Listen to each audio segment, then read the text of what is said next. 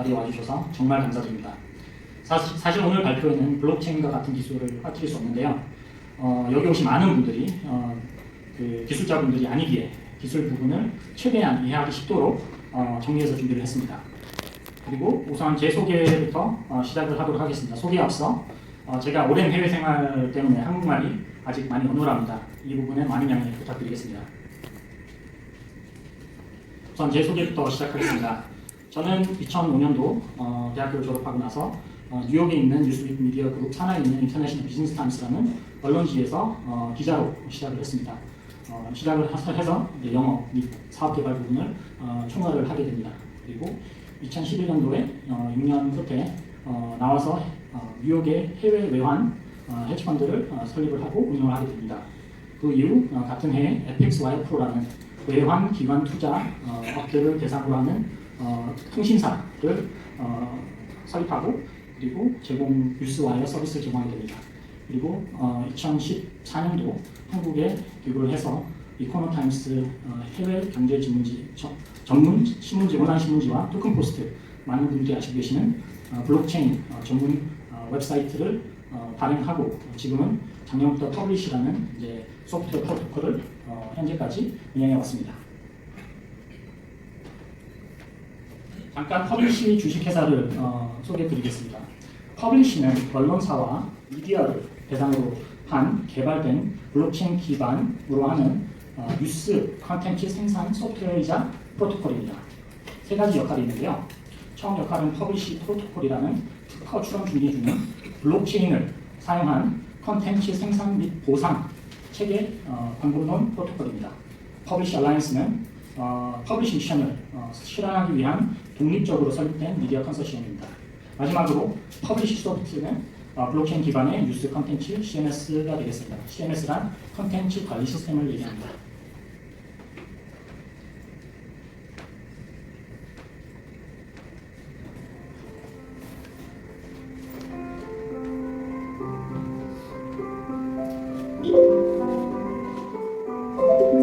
The newspaper industry is currently facing an existential crisis. Digital advertising is booming, and we reach $300 billion mark next year in 2020. But majority of the market share is dominated by the social media platforms and search engine. Despite the internet, news content distribution has become very centralized and dominated by only a handful of mega social platforms and curation sites like Facebook, Twitter, Google that produce little to no original content of their own. Small publishers have no choice but to promote their content via these channels.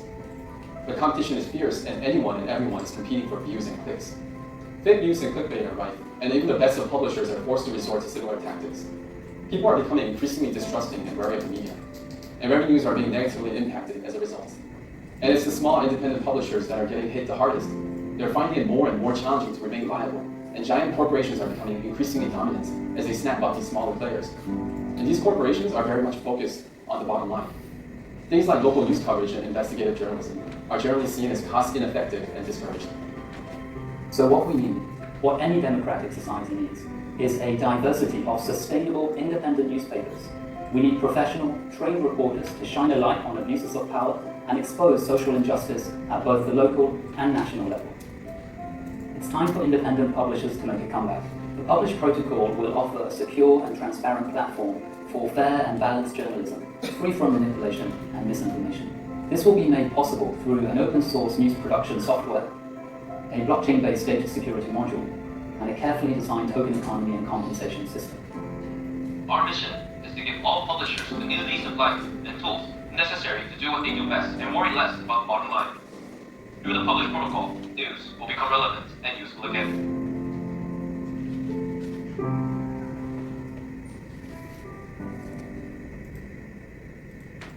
테니까 따로 한번 시간 되시면 보십시오.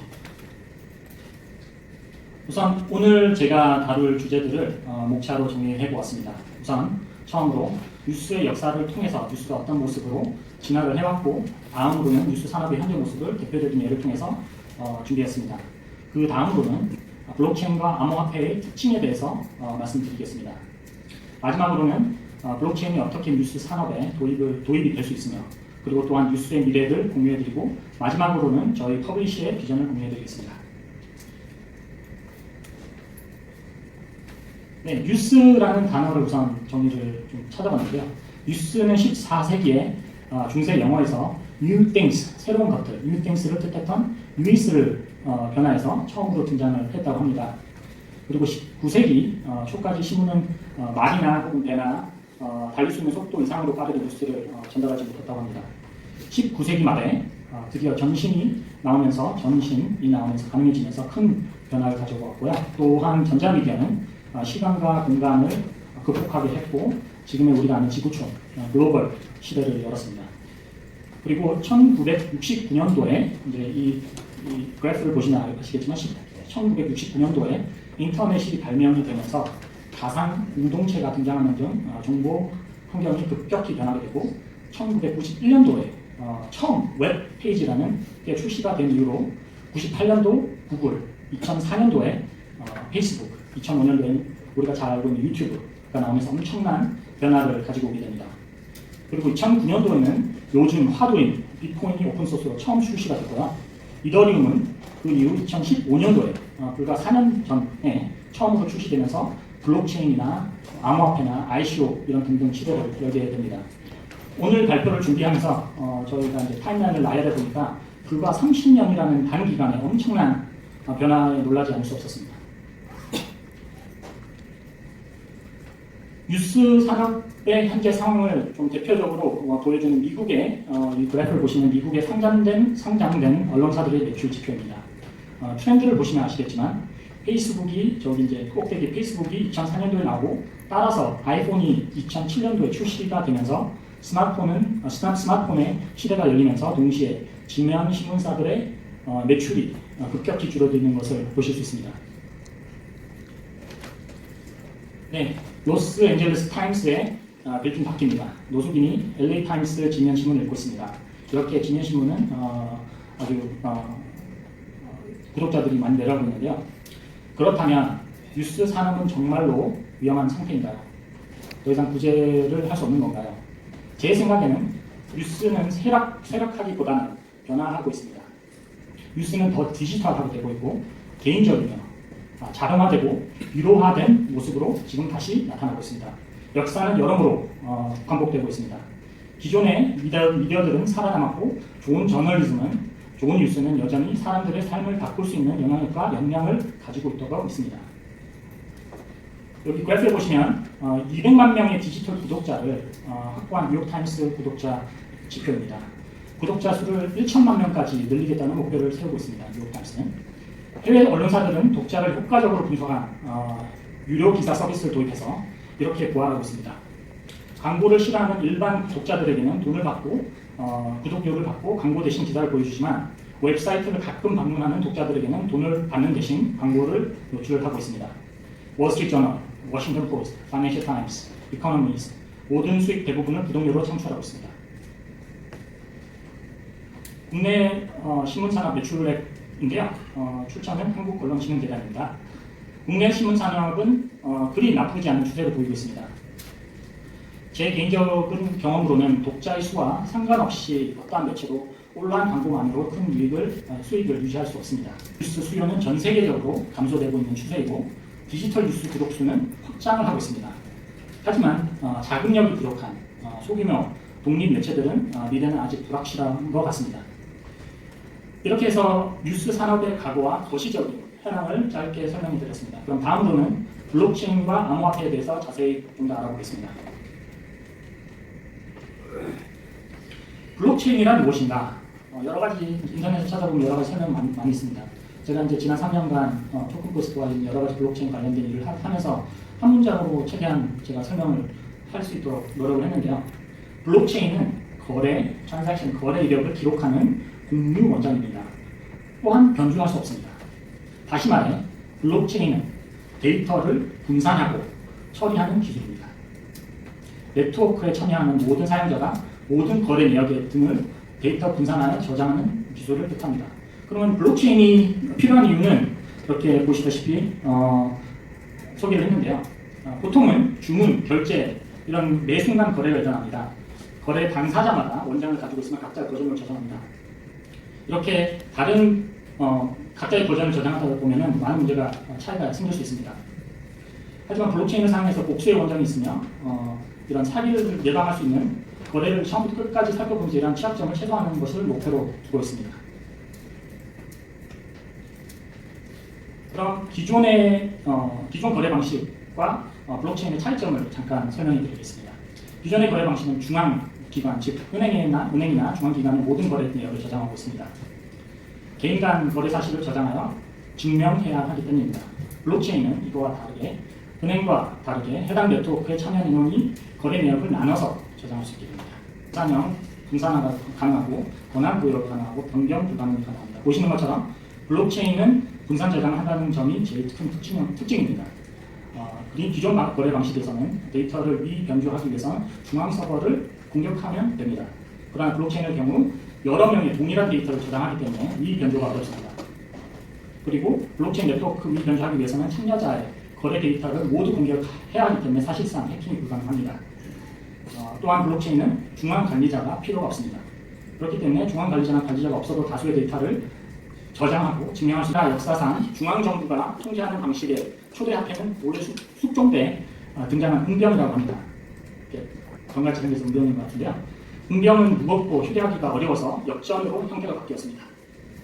엽전도 큰 금액은 휴대하기 어려워서 가벼운 지폐가 등장하게 됩니다. 현재는 돈은 계좌에서 숫자로만 존재하고 또한 대다수는 신용카드나 스마트폰으로 이루어지고 있습니다. 보시다시피 기술의 발전과 함께 점점 더 간편하고 빠르며 쉬운 형태로 진화하게 되고 있습니다. 그러면 마지막 물음표에 들어가는 화폐는 과연 무엇이 될까요? 하지만 제 생각에는 일각에서는 블록체인이 중앙기관이나 은행을 대체할 것이라는 전망을 보여주기도 하지만 제 생각은 어려울 것으로 보입니다. 하지만 제 생각에는 블록체인의 기술은 기존 중앙 시스템의 두 가지 한계점을 해결해 줄 수 있을 거라고 믿습니다. 이 두 가지는 이중 지불 방지와 그리고 소액 결제입니다.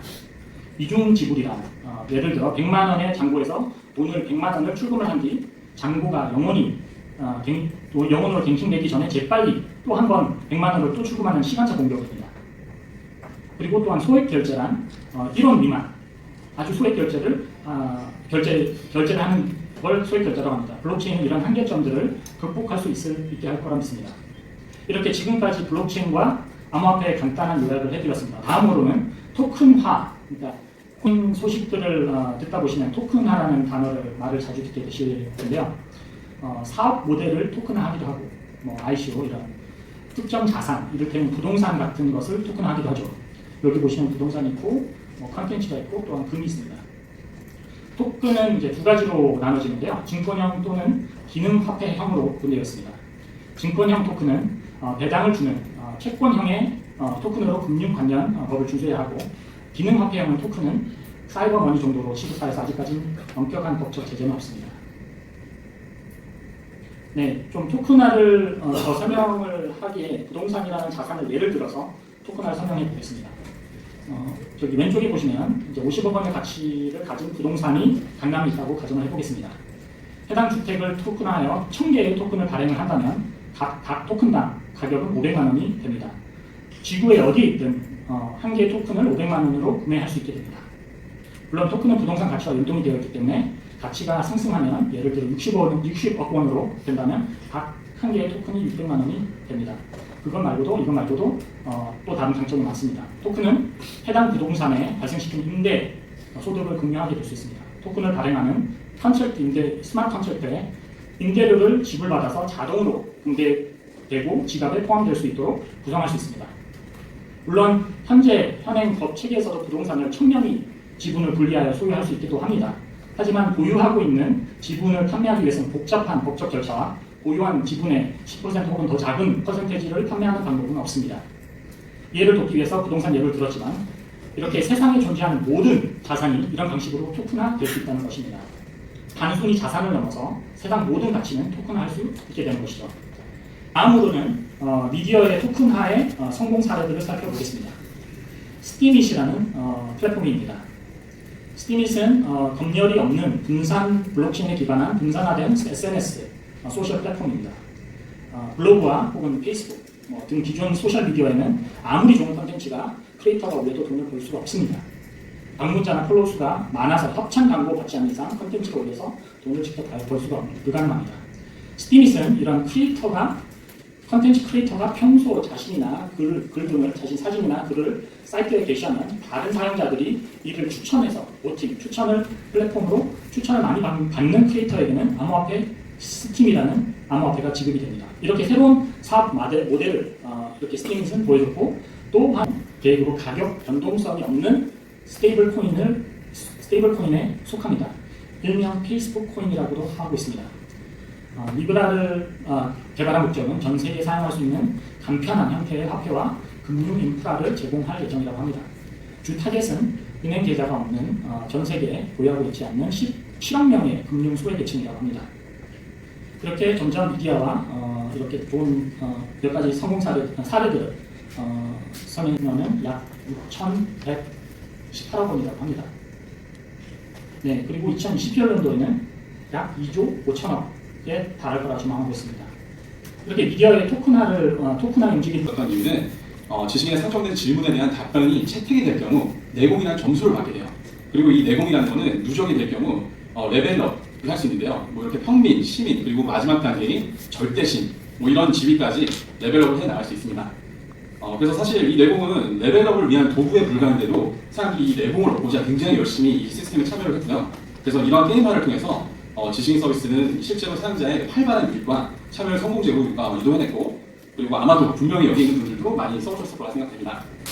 그래서 게임화라는 이 단어는 영어로 gamification이라는 개념인데, 간단하게 설명드리면 이렇게 네이버 지식인처럼 게임이 아닌 서비스에 게임의 중독적인 재미 요소를 가미해서 소비자의 참여를 유도하는 그런 전략이라고 보시면 됩니다. 기사 읽고 뉴스 받고 댓글 쓰고 뉴스 받자. 뉴스를 보면 본인 여전히 유용한 존재라고 생각합니다. 그래서 반대로 컨텐츠마저 좋다면 이 시스템과 같이 합쳤을 때 트래픽 측면에서 굉장히 좋은 시너지를 낼 수 있지 않을까 기대되는 부분이기도 합니다. 네, 그래서 여기 지금 오신 분들 중에 아마 독자보다 기자분들도 좀 있으실 것 같은데 저희가 이게 독자들만 받는 게 아니고 마이크로 팁이라는 개념도 도입을 해서 실제로 기자들분 또한 팁 형태로 독자들로부터 보상을 받을 수 있고요. 그리고 또 평판도 시스템을 통해서 언론사 또한 직간접적으로 토큰 보상을 받게 됩니다. 네, 그리고 이제 이러한 퍼블리시 프로토콜의 보상 체계를 도입했을 때 어떠한 효과가 있냐면 저희 같은 경우는 이제 블록체인 전문 언론사인 토큰포스에 먼저 테스트베드로서 이 보상 체계를 도입했는데요. 가장 베이직한 수준의 로그인이나 기사를 읽었을 때 댓글 달았을 때 보상을 얻는 식으로만 해도 일주일 내에 1000%에 가까운 트래픽 상승률이 있었고요. 그리고 댓글 개수의 경우에는 2000% 정도 늘었습니다. 그래서 아마 좀 더 유명하고 좀 더 독자들이 많고 컨텐츠가 좋은 이런 언론사에서 소유를 했을 경우 효과가 굉장히 좋으리라 생각이 듭니다. 네, 퍼블리셔 보상 체계 외에도 자체적인 명성도 체계 또한 준비하고 있는데요. 이 명성도 체계라는 것은 아까 말씀드렸다시피 네이버 지식에 있는 등급과 관련된 그런 부분입니다. 그래서 독자의 활동 내역과 보상 지급 내역, 그리고 스테이킹이라는 암호화폐로 이용한 보증금 제도를 통해서 등락이 좌우되는 메커니즘이고요. 독자와 언론사 둘 다 적용이 가능한 시스템으로 설계했습니다. 그래서 현재는 저희가 기본적인 부분만 이렇게 보여드리고 있는데요. 브론즈 레벨부터 다이아몬드 레벨까지 올라갈 수 있고요. 그리고 이러한 명성도 체계를 통해서 더욱더 활발하게 독자들의 유입과 언론사들의 적극적인 그런 생태계 참여가 이루어질 것으로 저희는 보고 있습니다. 이 지금 방금 소개드린 보상 체계나 지금 명성도 체계 같은 경우는 저희가 특허도 출원 중에 있습니다. 그전이 가능한 상태고요. 제일 중요한 게 언론사와 그 가치를 연동시킬 수 있는 암호화폐 기반 토큰이 필요한 부분입니다. 내공 형태의 그런 등락 외에는 목적성이나 사용성이 별도로 없는 포인트가 아니라 평균 가치가 생성될 수 있는 화폐여야지만 진정한 의미의 보상이 되기 때문입니다. 그래서 쉽게 말씀드리면 아까도 토큰화에도 잠깐 나눴지만 토큰화는 데이터를 토큰으로 치환해서 원본 데이터를 대신해서 토큰이라는 것을 사용하는 기술인데 퍼블리시 프로토콜의 경우 언론사들을 위한 자체 토큰을 발행하고 광고 수익 가치의 일부분을 해당 토큰에 부여하는 것을 시작으로 블록체인 기반 언론 생태계를 대변할 수 있는 그런 새로운 가치를 창출하게 되면 그리고 또 생태계 성장을 도모할 수 있는 데에 도입을 해서 언론 사이트 내에서 직접적으로 독자들이 토큰을 지급받고 또 서로 또 거래를 하고 마치 은행 계좌처럼 암호화폐 입출금을 가능하게 만들 예정입니다. 여기는 방안이 별로 없습니다. 그래서 우리가 만약에 시간을 조금만 전환해서 디지털 컨텐츠와 같은 이러한 자산도 하나의 자산으로서 정당한 가치를 부여할 수 있다면, 그리고 그 가치를 부여하고 그것을 손쉽게 거래할 수 있게 만든다면 어떻게 보면 그거는 언론 산업의 유동화가 현실이 되는 순간이 아닌가 이렇게 생각을 한번 해봅니다. 네, 그래서 이제 토큰화는 이 정도로 하고요. 이제 다가올 미래에 대한 기술적 대비를 저희가 어떻게 하고 있는지, 그리고 지금껏 기획하고 개발을 했지만 공개하지 않은 부분도 조금씩 공개해드리면서 마치도록 하겠습니다. 네, 작년 5월 유럽연합에서 GDPR이라는 개인정보 보호에 관련된 개정안이 발의가 됐는데요. 그 GDPR이라는 것은 간단히 말씀드리면 개인정보의 주권을 개인에게 돌려주는 것을 방점으로 두고 있는 개정안이고, EU 경제권 내에서 실행되는 모든 사업에 적용이 됩니다. 그래서 실제로 현재 구글의 경우 GDPR 개정안에 근거해서 560원에 달하는 벌금이 부과된 상태이기도 하고요. 근데 이런 추세에 딱 맞는 블록체인 기반 솔루션이 있습니다. 그리고 그걸 준비 중에 있는데요. 이거는 Decentralized Identity 혹은 Self-Sovereign Identity라고 불리는데요. 이게 뭐냐면 탈중화된 신원 인증 혹은 자기 주권 인증이라고 볼 수 있어요. 근데 간단하게 설명드리면 사용자의 개인 정보를 별도로 구축된 블록체인에 저장을 하고요. 그리고 저희가 이제 개인 인증이 필요할 때마다 가입을 할 때, 서비스 가입할 때 저희 개인정보 다 넣어야 되잖아요. 근데 그거를 다 드리는 게 아니고 저희가 선정해서 어떠한 정보를 공유하고 싶다, 선정해서 선별된 자료만 제출할 수 있게끔 해주는 전자신원 증명 기술이라고 보시면 됩니다. 이 기술은 해킹의 위험도가 굉장히 낮고요. 그리고 이 기술에 대해서 우리나라 정부에서도 굉장히 많은 관심을 보이고 있어요. 그러니까 지금 우리나라 정부는 암호화폐에 대해서는 좀 부정적이지만 기술에 대해서는 굉장히 긍정적입니다.